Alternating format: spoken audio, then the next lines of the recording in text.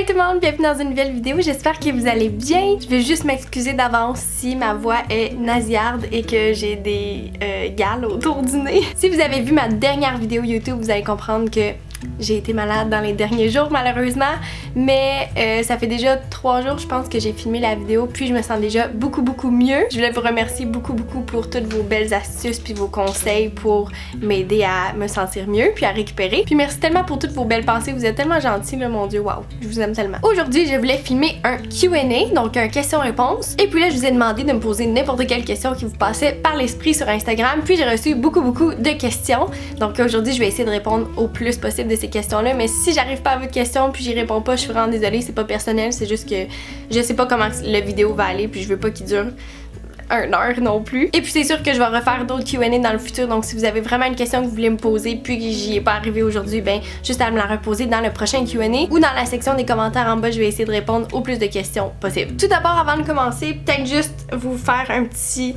breuvage chaud, une tisane, de l'eau chaude avec un peu de citron, un smoothie ou un snack même. Moi ici j'ai de l'eau chaude avec du jus de citron et du gingembre pour continuer à aider mon rhume et ma gorge. Il se passera pas grand chose dans la vidéo malheureusement, ça va être pas mal juste moi qui parle et qui répond à vos questions. Ça risque d'être une vidéo assez longue et peut-être un petit peu moins divertissante à regarder aussi.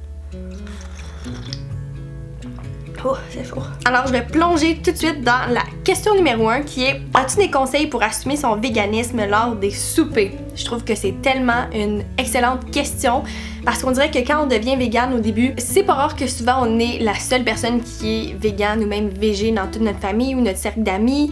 On se sent un peu incompris, on sait pas trop comment approcher ça, on veut pas déplaire, on veut pas insulter les autres. Surtout si, mettons, on se fait inviter à quelque part, on veut pas insulter l'autre en refusant de manger qu'est-ce que la personne a préparé, ou peu importe, on veut vraiment juste pas créer de conflit. En tout cas, moi, c'est comme ça que je me sentais au début. Donc, pour vrai, mon conseil, c'est vraiment juste d'être préparé. Pour être préparé, dans le fond, si, mettons, vous faites inviter à quelque part, que ce soit dans votre famille ou avec des amis, mettons, la personne a dit: je vous invite à souper chez moi. Pour vrai, mon truc numéro 1, c'est de ne jamais penser que la personne qui vous invite à souper va s'adapter à vous ou vous préparer un mets vegan. De toute façon, c'est tellement beaucoup demandé pour la personne. Ça serait un peu ridicule que la personne fasse un repas omnivore, mettons, pour tout le monde, et en plus vous fasse un repas végé pour vous. Donc c'est vraiment juste d'assumer que la personne elle a rien préparé pour vous, fait que comme ça il n'y a pas de surprise, vous avez pas à déplaire à la personne. Imaginez si vous arrivez puis vous faites: ah ben là tu m'as pas fait quelque chose de végé, ah ben là c'est parce qu'il y a des œufs là-dedans, ah ben là c'est parce qu'il y a de la crème là-dedans. Ça crée juste un malaise, la personne est stressée, elle sait pas quoi faire, puis si vous lui dites: ben là je peux-tu me faire quelque chose ici, puis là la personne elle sait pas trop qu'est-ce que vous mangez, qu'est-ce que vous mangez pas, les ingrédients qu'elle peut utiliser ou pas. Donc pour vrai, mon truc numéro 1, c'est juste de, dans le doute, apporter quelque chose. Puis au pire, ça va être juste un mets que vous allez pouvoir partager avec tout le monde. Fait que si, mettons, exemple, vous allez à un barbecue, puis là, vous faites une grosse salade de macaroni vegan, bon ben faites-en une plus grosse portion, fait que comme ça, vous allez être sûr que vous allez pouvoir en manger. Puis en plus, s'il y en a qui veulent goûter à votre salade de macaroni vegan, ils risquent de vraiment aimer ça, puis de réaliser que, oh, manger végé, ça goûte pas juste le sable ou le gazon.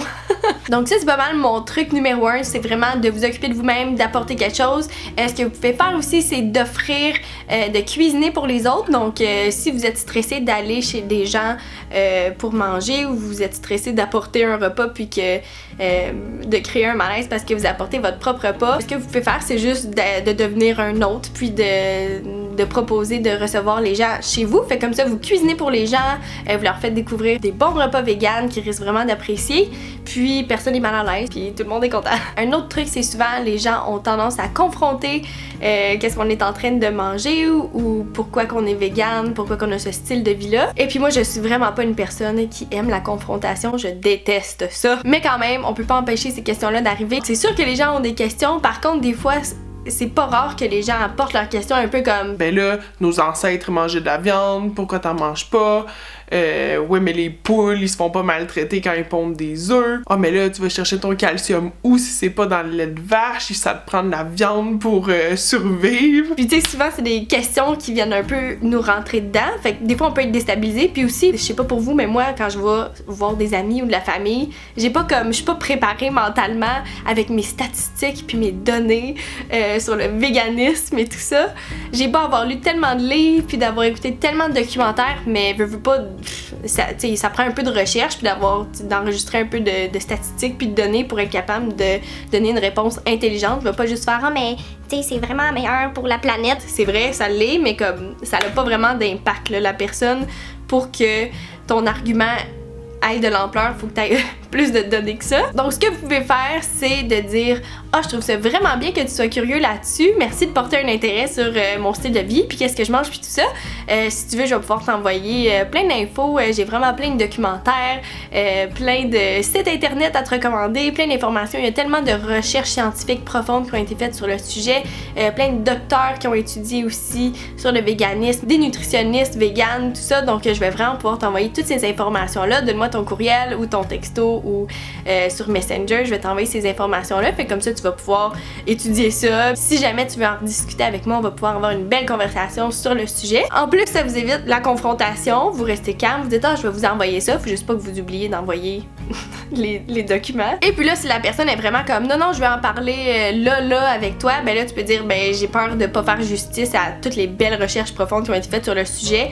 Tu sais, sur le dessus de ma tête comme ça, je connais pas les statistiques précises, les données, les chiffres qui sont sortis. Je préfère vraiment t'envoyer les documents, tout ça. Fait comme ça, tu vas pouvoir vraiment comprendre mieux le pourquoi du pourquoi. Mon dernier truc pour répondre à cette question-là, c'est que vous êtes vraiment un modèle puis un exemple de votre style de vie, puis de qu'est-ce que vous faites, puis de qu'est-ce que vous représentez. Donc, c'est sûr que si les gens savent que vous êtes vegan, puis que là, vous arrivez à quelque part et vous êtes comme... Y'a rien à manger, là, arc. Genre, ça, c'est tellement pas santé, là. Oh mon dieu, y'a rien de vegan ici, je peux rien manger. Ah ben là, moi, je pensais qu'elle allait me faire ça, pis là, genre, Puis là, vous arrêtez pas de chialer. On dirait que les gens vont associer que être vegan, c'est poche parce que t'as jamais rien à manger, t'es tout le temps en train de chialer, la vie est vraiment difficile. Oh mon dieu. Essayez de montrer aux gens que c'est simple, c'est tellement simple être vegan, c'est tellement facile, c'est manger comme quelqu'un d'autre, c'est juste, des fois, il faut juste être plus préparé. Prochaine question. Tes inspirations, as-tu des youtubeurs que tu aimes regarder?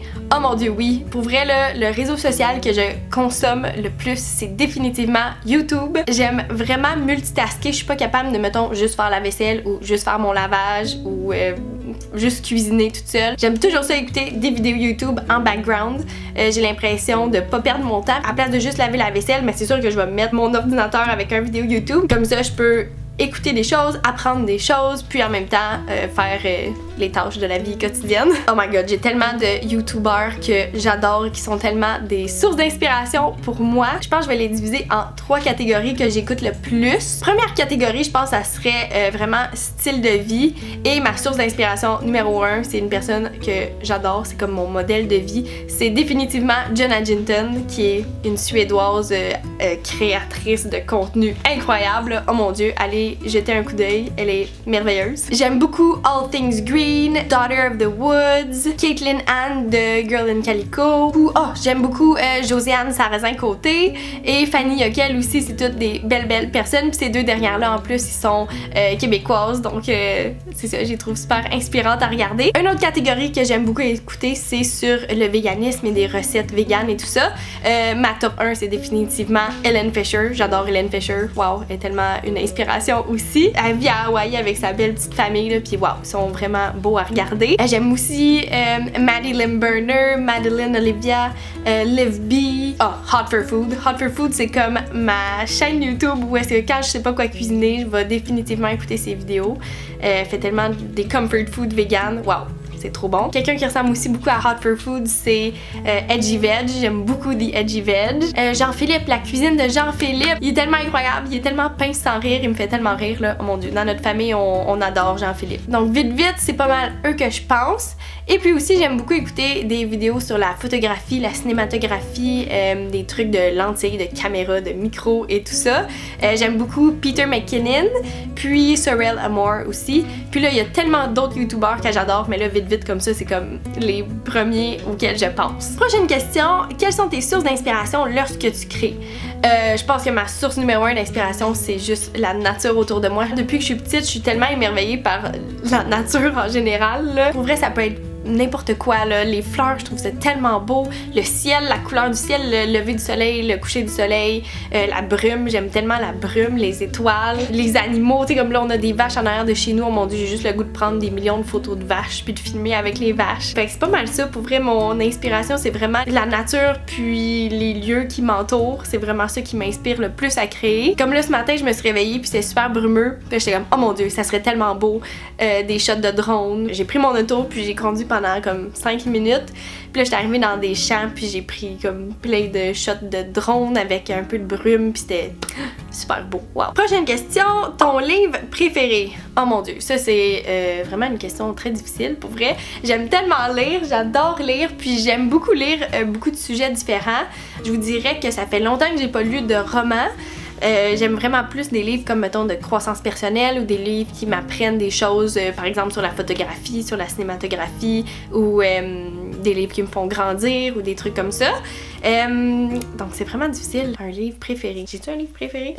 Je sais pas c'est quoi mon livre favori de toute la vie, mais en ce moment, le livre que je suis en train de lire, c'est Plus de bonheur, moins du reste de Josiane Sarrazin-Côté, la youtubeuse que j'ai mentionnée tantôt dans mes youtubeurs préférés. Puis pour vrai, son livre est incroyable. C'est un beau livre sur le minimalisme, puis comment être heureux simplement, puis de pas avoir à se compliquer la vie. Puis c'est vraiment des trucs de simplicité dans tous les aspects de notre vie. Puis comment être en harmonie avec l'environnement, la nature, avec soi-même, le bien-être au naturel. Vraiment là, un très très beau livre. Je l'ai pas terminé, je suis en train de le lire, mais waouh, je vous le recommande définitivement beaucoup. Et puis en plus, dans le livre, il y a plein de belles mentions comme Dans le sac, qui est une compagnie québécoise que j'adore aussi, une autre chaîne YouTube que j'aime beaucoup. Fanny Hockel aussi a fait une belle petite apparition pour montrer sa maison minimaliste. Pour vrai, le décor de Fanny Hockel est incroyable, là. Oh mon dieu, je capote, c'est si beau. Donc c'est ça, un très très beau livre à feuilleter, les images sont incroyables aussi, vraiment une très belle source d'inspiration pour simplifier sa vie et être plus heureux. Ok, prochaine question, tu es végétarienne? Si oui, pourrais-tu nous partager des recettes, s'il te plaît? En fait, je suis végétalienne, donc c'est une petite coche plus loin que végétarien. Donc, dans le fond, je fais juste pas rien manger qui vient des... On dirait que je vais juste rien manger.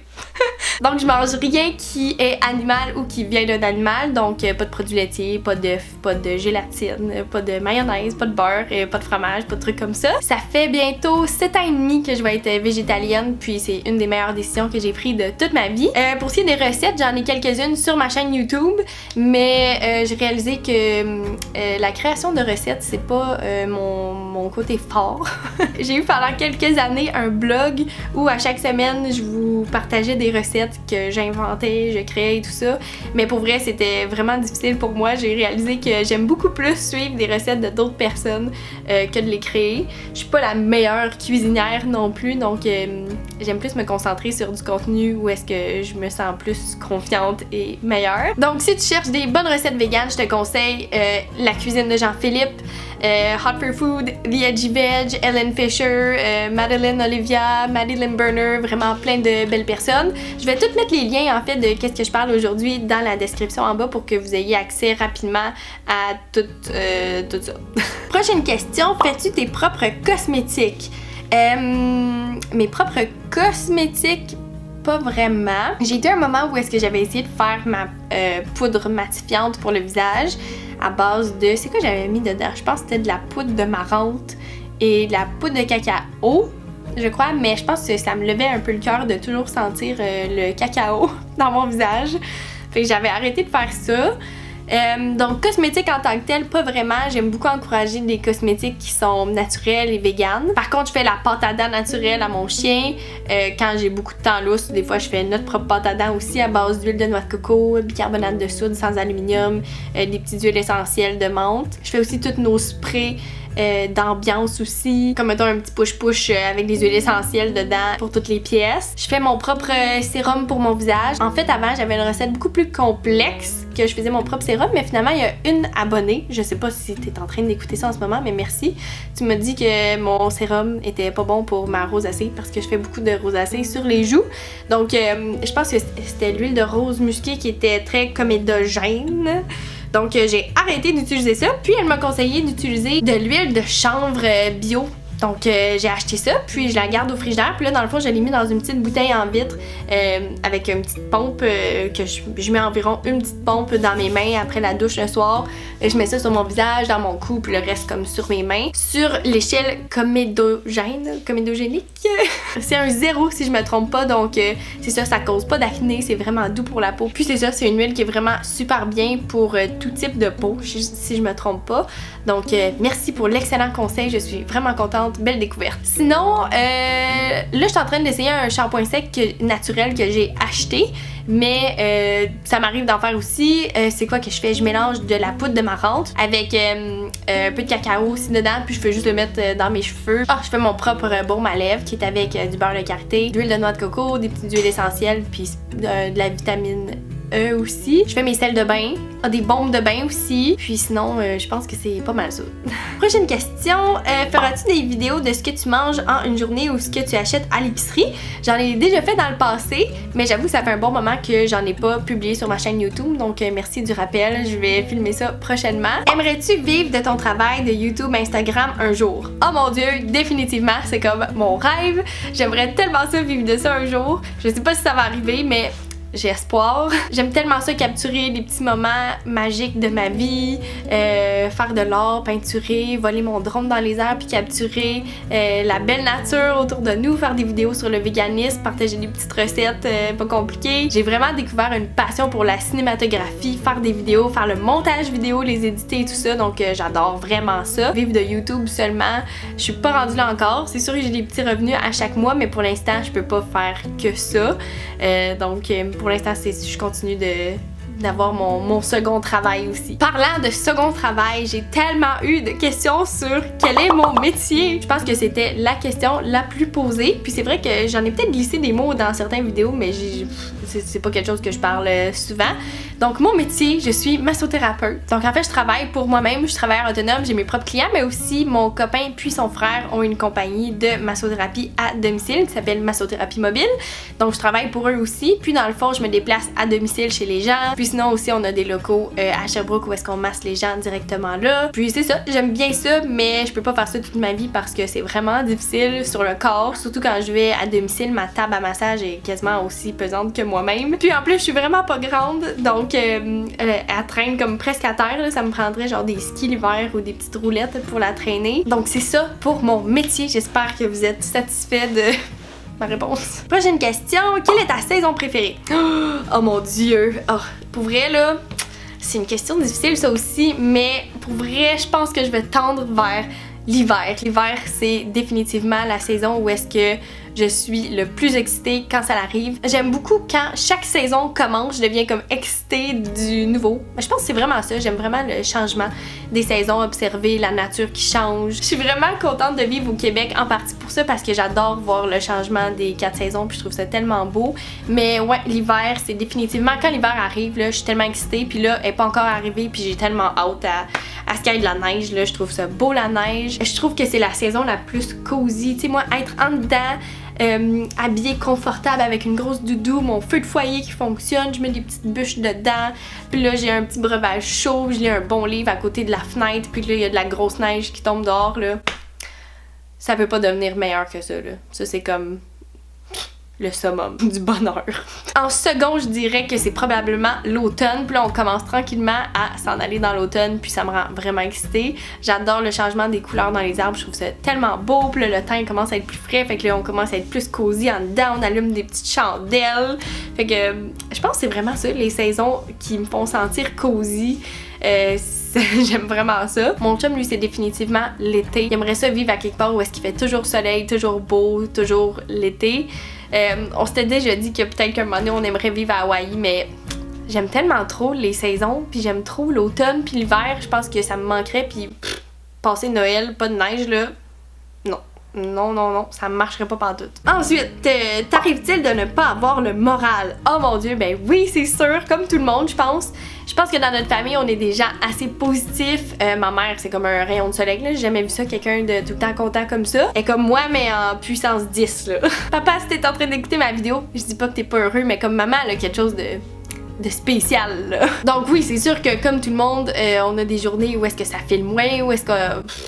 c'est ça. Je pense qu'il faut juste d'accepter qu'on est des êtres émotionnels. Je trouve que c'est important des fois de vivre des bas pour vivre des hauts aussi, puis apprécier la vie. J'ai fait une vidéo plus là-dessus aussi, je vais la mettre en lien en haut si jamais ça vous intéresse de l'écouter, mais en général, ouais, c'est ça. Ça m'arrive définitivement, je suis humaine, puis je pense que c'est très humain de vivre toute la panoplie d'émotions qu'on peut vivre. Je pense que ça serait plate d'être toujours heureux. Donc c'est ça, je pense que peut-être quand on est moins heureux, ça nous force à aller plus à l'intérieur, de plus aller faire de la recherche personnelle puis tout ça. Donc c'est ça. Ça nous arrive tous, je crois. Prochaine question, ton voyage de rêve. Oh my god, ça aussi c'est vraiment une très bonne question puis une question difficile.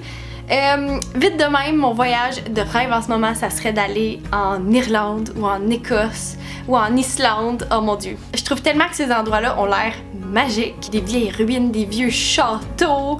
Oh mon dieu. Chez nous, on adore Game of Thrones. Donc, peut-être pour ça que ça me donne vraiment le goût d'aller en Irlande, découvrir des paysages où est-ce que Game of Thrones a été filmé. Mais ouais, pour l'instant, je pense que ça serait ça. Mais c'est sûr que oh mon dieu, n'importe où, là, j'adorerais aller en Grèce, en Italie. Ma soeur est en Italie en ce moment. Puis, ouf, elle est chanceuse. J'adorerais aussi aller à Hawaï. Oh mon dieu, il y a tellement de belles places sur la Terre, mais en même temps, on est bien ici au Canada. C'est beau. Quelque chose que moi puis mon chum on aimerait faire aussi, c'est de faire la van life puis de voyager à travers le Canada puis les États-Unis. J'aimerais ça aller dans l'Ouest canadien, aller voir le lac Louise, Banff. En tout cas, ça a tout l'air super beau puis je suis jamais allée donc c'est ça. Prochaine question.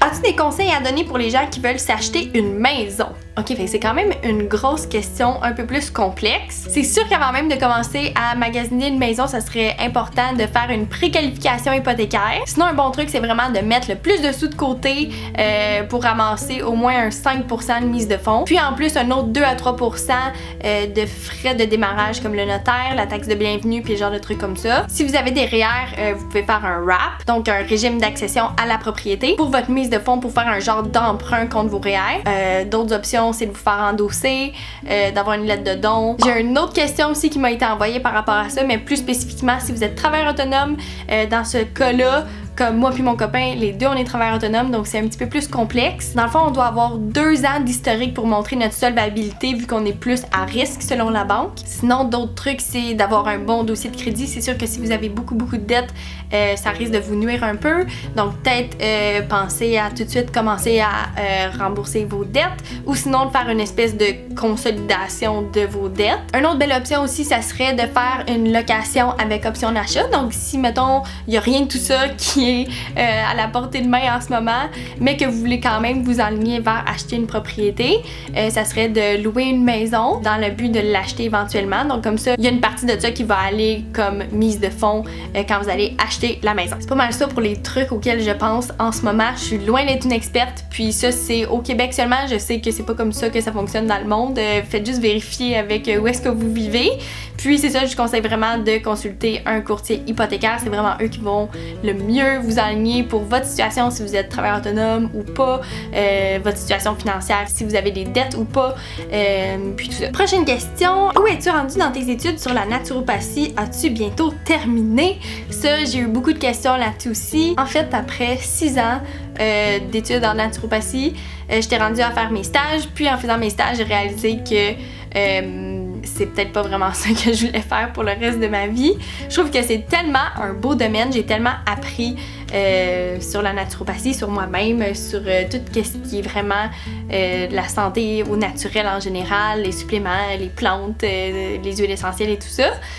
Par contre, c'est ça, le métier de naturopathe, c'est peut-être pas exactement ce que je voulais faire de ma vie. J'aime beaucoup plus partager mes conseils que j'ai appris à travers des vidéos YouTube comme ça, plutôt que de faire des consultations à tous les jours. Puis c'est ça, il y avait certains aspects du métier qui m'interpellaient un peu moins. Mais il y en avait beaucoup qui avaient l'air intéressés sur le sujet puis qui voulaient des conseils pour s'embarquer dans la naturopathie. Donc je vous encourage à 100%, c'est tellement une belle branche. Pour ce qui est des conseils pour aller là-dedans, je vous dirais de bien faire vos recherches. Il y a beaucoup d'écoles. Il y en a des écoles en ligne, il y en a des écoles, des vraies écoles concrètes aussi. Mais c'est ça, d'en trouver une qui a vraiment des beaux commentaires, des beaux reviews, je sais pas comment dire ça en français. Puis une école aussi que quand vous allez là, vous vous sentez bien, vous sentez que vous avez écoutez que ça va vous tenter d'être là pour un bon moment quand même. Puis de trouver une école aussi que vous allez pouvoir en bout de ligne faire des reçus d'assurance puis tout ça sert à rien si en bout de ligne c'est comme pas tellement reconnu par les compagnies d'assurance. Puis entre en ligne ou en concret, en vrai, ben moi j'ai suivi une formation en concret, puis je trouve que si ça l'avait été en ligne, il y aurait peut-être eu certaines lacunes de choses que j'aurais pas totalement compris, mais je suis quelqu'un de très visuel aussi, donc je dois voir puis toucher aussi pour bien comprendre puis faire l'action aussi. Donc en ligne, j'aurais peut-être moins bien compris certaines choses, mais chaque personne est différente aussi. Donc c'est ça, faites bien vos recherches, puis je vous souhaite tout le succès dans le futur. Ensuite, utilises-tu la contraception naturelle? Excusez, j'ai un bout de gingembre. Donc oui, j'utilise la contraception naturelle depuis peut-être 5 ans environ, puis j'adore ça. Moi en fait ce que j'utilise, je vais vous montrer. J'utilise le Ladycom. Dans le fond ce que ça fait c'est que ça suit la méthode de la symptothermie. Donc c'est à chaque matin je mets une alarme, puis dès que l'alarme sonne, ou si mettons je me réveille avant que l'alarme sonne, première chose que je fais avant même d'aller faire pipi ou de me lever ou de m'asseoir ou quoi que ce soit, c'est de prendre le thermomètre qu'il y a ici. Puis c'est un thermomètre super précis, puis dans le fond je le mets dans ma bouche, en dessous de ma langue. Puis là, je reste là, puis là, le temps qu'il calcule ma température basale, ça c'est la température de votre corps quand vous vous réveillez le matin. Et puis là, une fois qu'il a calculé ma température basale, il va mettre un code de couleur ici qui va être soit rouge, jaune ou vert.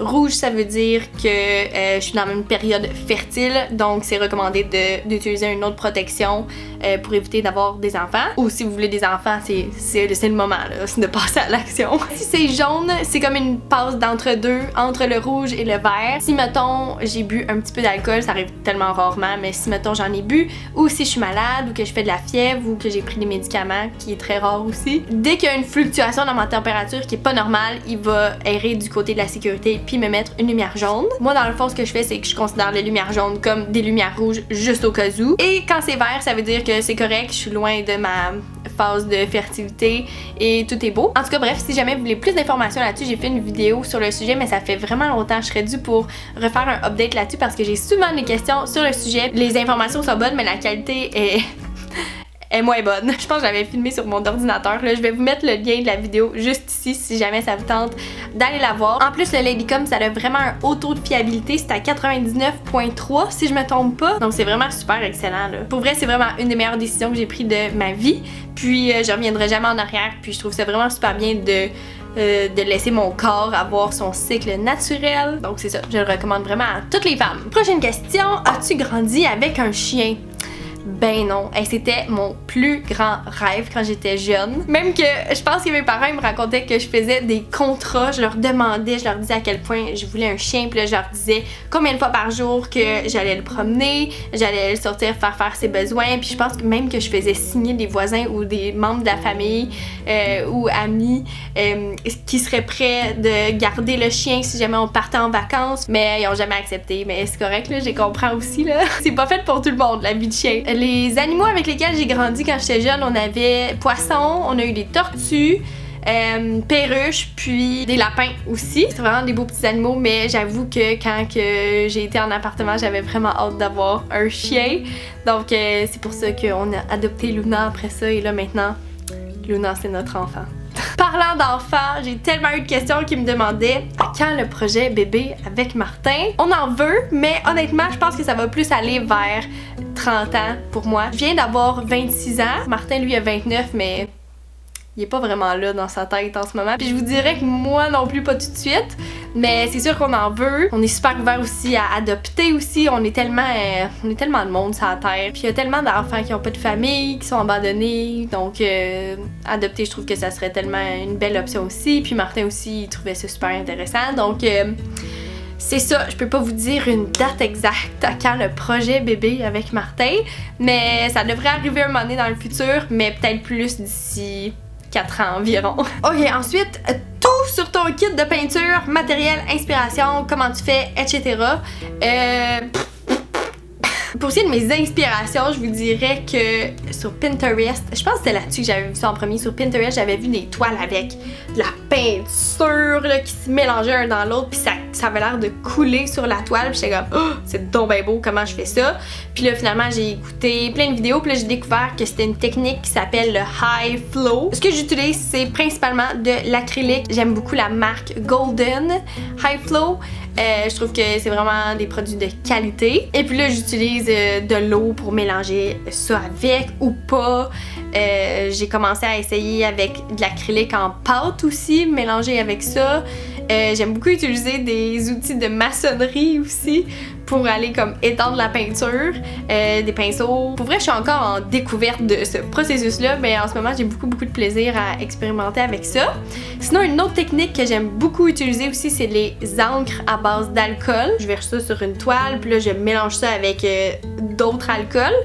Puis, j'utilise un heat gun, un gun de chaleur, un fusil à chaleur. Mettons exemple que je mets une goutte d'encre à base d'alcool, ben là ça reste là, mais là après ça j'utilise le fusil chaud et puis là ça fait en sorte que cette goutte d'encre colorée là elle va grossir, puis là je peux la former en fonction des mouvements que je fais. Ça j'aime vraiment beaucoup ça, je trouve ça vraiment super amusant. Mais en ce moment moi-même j'écoute des vidéos YouTube pour regarder comment faire puis trouver d'autres techniques. C'est ça, je sais pas si c'est une réponse assez complète là. Un moment donné quand je vais avoir plus développé ma technique, je pense que je vais faire une vidéo complète sur le sujet, mais je vous dirais qu'en ce moment je sais pas trop qu'est-ce que je fais non plus. J'y vais au feeling et j'y vais avec qu'est-ce que ça me tente de faire pas mal.